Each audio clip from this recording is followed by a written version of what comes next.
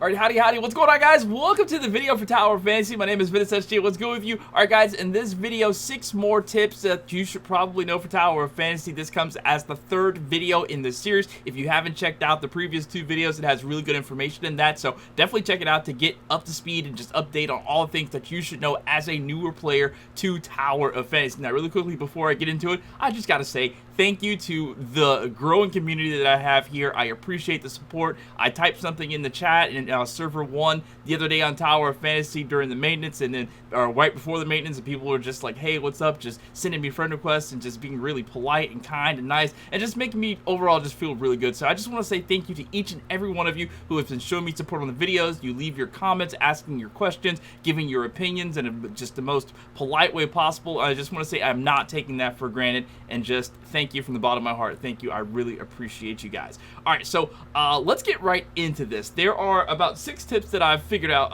over the last couple of days since I made the last video that I think you guys should definitely know about that will probably make your gameplay even better. And the first one is this. Okay, so this one is absolutely mind-blowing, and it has to do with relics. So if you don't know what relics are a little extra added options that you can do in the game. There's a grapple arm, it's called cybernetic arm. You've got a hovering cannon, you've got a lava bomb, which is a grenade. Your jetpack is also a relic. So when you go to deploy, you see down there in the middle left-hand side of the screen, it says you got set 1, set 2, set 3 that you can make of these things. Well, how do you use those sets? I saw somebody in the comments of one of the videos, they were asking, I wish there was a better way to use relics on the fly, and there is. Thanks to a viewer of mine, Midnight. I really appreciate you for putting me up on a game. If you look down below my webcam there at the bottom, I'll probably enhance this in post-editing. You see it says R2 and R1 to use your relics. Well, there is a up on the D-pad that you can flip through your different relics on the fly. Yeah, I know, this kind of blows my mind, and it changes the game, because every time that I was playing the game and I wanted to use my grapple arm, my cybernetic arm, or I wanted to change to a different relic to use something in a operation or a domain or just some world exploration sort of thing, like a strange cube, I would literally have to change the relic. But now I realize this has always been a thing in the game. You just press up on the D-pad and it just switches your relic. But you have to make sure that you go to the relic and set different relic loadouts. And how you do that, you just go to relics and you go to deploy, press R1, and then you just go to the different sets. You make sure that you're selected on the set, and then you just go and deploy, hit deploy, and pick a relic that you want to deploy on that, and then there it is. You just put the L2 there, and then you're going to have a relic set that's going to have the cybernetic arm, and this R2, I believe that's some sort of underwater deep sea thing. Let's just set to it. There it is, R2 and the R1. There it is. Easy. And that's going to make your life so much easier when you are playing the game and doing world exploration. Alright, number 2 on this list is absolutely huge, and I wish like hell I knew this from the start. This is how to farm gold nuclei. Now, it's really simple. So all you got to do is press, let's go to a map first. Okay, so I'm here on the Vera plane. This is what you have to do. You bring up your cursor by pressing square and triangle together, and that's going to bring up the cursor. You go to this little icon right here on the mini-map that says 47 out of 105, that little double diamond right there. Click on that little double diamond and you get this menu, the detector. You're on Vera, make sure you can press like on the left analog or left on D-pad, you can pick through which ones you're at, make sure it's selected on the map that you're on. I'm on Vera, so I'm gonna have Vera selected. I'm gonna press R2 and it says explore the device's logged location, and I'm gonna press square to go. And it shows me where the next gold nuclei is, and it's 446 meters away, so I'm just going to go over there and check it out.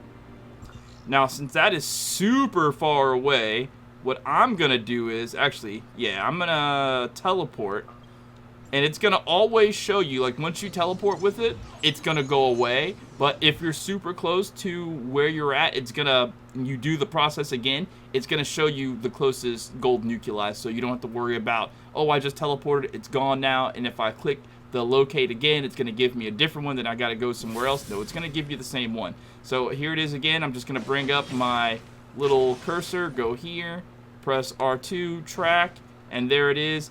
It's right over there, and I'm just going to go over to it and get my gold nuclei. I can't tell you how many gold nuclei I farmed with this.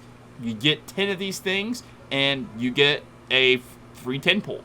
You do that 8 times. I know that can be a little bit tedious, but, you know, if you're like me, you love the game and you want to grind the game out, it shouldn't be a problem. All right, and there it is. There's my gold nuclei. I'm just going to go over there to it. And gold nucleus, just like so. Like I said, I can't tell you how many gold nukes I've farmed with this thing to make those gold pulls. Alright, so this next one is about how to change out your food that you prepared so you can use that to eat instead of whatever that automatically shows up. This comes from a subscriber who asked in the comments of one of my videos. I didn't know it. I found the answer and I gave it to him as a reply, so I thought I'd add it in this video as a tip because this is really good information. So what you got to do is, while you're just sitting here normal, press square and triangle to bring up your cursor. When your cursor is brought up, you're going to select the up arrow that is above the food item, bring your cursor back up again, and then you can use your touchpad to scroll up and down through these items, and then you find one that you want, you select it, and that item is now going to be the food that you eat next. Alright, and this next one comes out a bit of a controversy. There are 2 types of people that play the game that say you should do this, and some people that say you shouldn't do this. I'm a part of the people who say you should do this, if only for the rewards, and it's going to be how to change your dimension levels. Somebody in the comments of one of my videos asked me, why are my enemies all level 25? Well, it's because you haven't upgraded your dimension level, and how you do that is you access your map, and then while the map is up, you press options. You can see on the top right-hand corner of my screen, it says current dimension level 55, so it's kind of like changing the world level in Genshin Impact. Just press options on the map screen, and you can see all the different choices you have to bring it up. Now, once you get to your world level and beyond, see, my next level is 60. I get 5 gold nuclei, and then those weapon upgrade materials at 65. You get a bunch of stuff, 75, 70. You just get a lot of stuff for raising your world level. There are some people who are of the opinion that you shouldn't raise your world level because the rewards aren't any different from the enemies. You don't get better drops. I don't know. The game says that you get better rewards from a higher world level. I haven't tested the theory yet because I honestly keep raising my world level so I can get the newer rewards, and I'd like a little bit of challenge when I play the game. Just one-shotting everything doesn't make it feel like a game to me, you know what I mean? So I just enjoy changing my world level. And then once you upgrade, it'll tell you whether or not you're below the recommended CS, your character score. Below recommended CS, would you like to continue anyway? I feel comfortable continuing, but I'm not going to because it says I'm below the recommended. So I'll upgrade whenever I get over 36,000 CS. Alright, so that's how you change your dimension level, and that's why your enemies are all the same level. And if you want to change it, you can go higher, and the game says you get better rewards, but from what I've heard from the community, people say that you do not get better rewards. If you know anything about that, to be more precise on the answer, definitely let us know down in the comments. Thanks. Alright, now this is one that I found myself the other day when I was trying to do something else. I stumbled upon this, and I think this is just the coolest feature in the game. And it's basically how to make your weapons show all the time whatever you're doing. You can be standing still, like look, my swords are going to go in the back right there, and they're going to stay back there, and they're not going to leave. And I thought this was especially cool because I come from a long history of RPG games, and I love games like Final Fantasy VII, where Cloud has that giant Buster Sword behind him. So whenever I got this, the Onyx Tortoise, I love seeing the Onyx Tortoise just sitting there chilling behind my character's back. And if you have this feature enabled in the settings, you should turn this on right now because it just looks more aesthetically pleasing to the eye. Your weapon will stay out and it won't disappear. So how you do this is this. You press options, you go down to settings, and it's just going to be on the basic settings. You're going to scroll all the way down, and it says standby hidden weapon. Standby hidden weapon. If you have that switched to on, that means your weapon is going to disappear after a few moments. You switch it to off, that means your weapon is going to remain out, and it just looks way cooler, in my opinion, to have your weapon just stay out the entire time.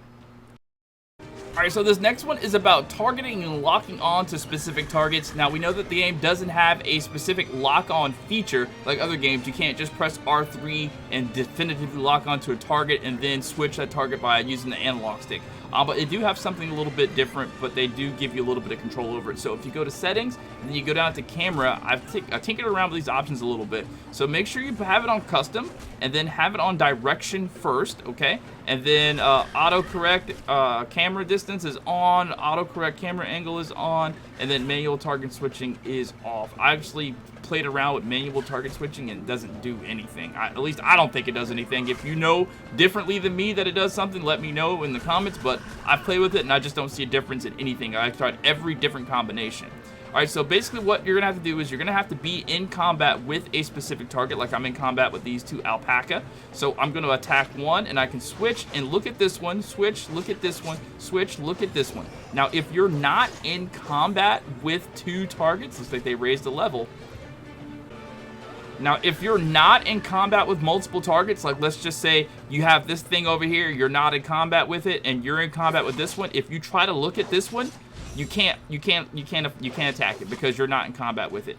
So if you want to get in combat with two targets, make sure that you actually accidentally or with some AoE attack hit the other one, so then you can switch between targets just by looking at the other target.